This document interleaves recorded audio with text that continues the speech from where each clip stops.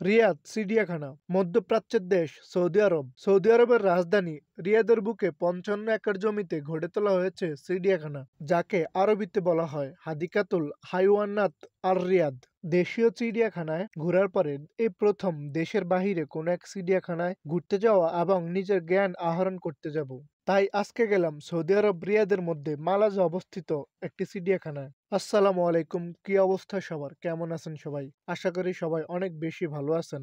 চিড়িয়াখানায় ঢুকেই দেখলাম এখানে অনেক মানুষের ভিড়, কারণ এখানে সিল্কস নামক একটি প্রাণী ডলফিনের মতো খেলা দেখাচ্ছে। আবার মাঝে মাঝে দর্শনার্থীদের সুস্থ বিনোদন দেওয়ার জন্য এরকম ব্যবস্থা রয়েছে। এরপর দেখতে গেলাম চিতাবাঘ। তবে এই চিড়িয়াখানার সৌন্দর্য বাড়াচ্ছে বাংলাদেশের জাতীয় প্রাণী রয়্যাল বেঙ্গল টাইগার। ১৯৫৭ সালে রিয়াদের মালাজে নির্মিত হয়েছে এই চিড়িয়াখানাটি, যা পরবর্তীতে ১৯৮৭ সালে সংস্কার করে জনসাধারণের জন্য উন্মুক্ত করে দেওয়া হয়। পশু পাখি এবং জীবজন্তু যেন দর্শনার্থীদের উপর আক্রমণ করতে না পারে, সেজন্য নেওয়া হয়েছে ব্যাপক নিরাপত্তা ব্যবস্থা। মাত্র ২ থেকে ৩ মিটার দূর থেকেই দেখার ব্যবস্থা রয়েছে বাঘ, ভাল্লুক, হরিণ, জিরাফ, হাতি, বানর সহ বিভিন্ন প্রজাতির প্রাণী। এই চিড়িয়াখানাতে রয়েছে ১৫০০-এরও বেশি পশু পাখি এবং ৪০ প্রজাতির জীবজন্তু।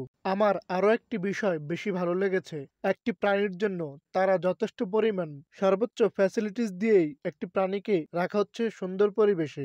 এখানে দর্শনার্থীদের জন্য রয়েছে কয়েকটি কফি শপ, রেস্টুরেন্ট, এটিএম, সুবিশাল পার্কিং সহ আলাদা আলাদা নামাজের ব্যবস্থা এবং বিশ্রাম করার ঘর।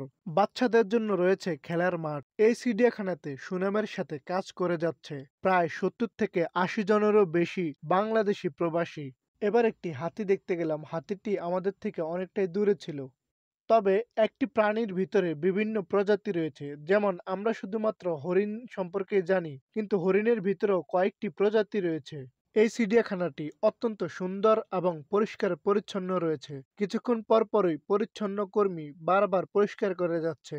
এই চিড়িয়াখানাটি রক্ষণাবেক্ষণের জন্য শনিবারে দুপুর পর্যন্ত বন্ধ থাকে এবং সপ্তাহের অন্যান্য দিনে সকাল ৮টা থেকে দুপুর ১২টা এবং দুপুর ১টা থেকে মাগরিবের আজান পর্যন্ত খোলা থাকে। এখানে মিনি হসপিটাল মেডিকেল গ্রুপের ব্যবস্থা রয়েছে। এই মেডিকেল ক্যাম্পটি দিয়েছে doctor Solomon Habib medical group. Doctor Solomon Habib হসপিটালটি সৌদি আরবের ভিতরে টপ লেভেলের হসপিটালের মধ্যে একটি। এবার আমি দেখতে যাব জিরাফ। উপরে উঠে জিরাফের কাছ থেকে দেখতে যাওয়ার জন্য আলাদা করে একটা পারমিশন লাগে।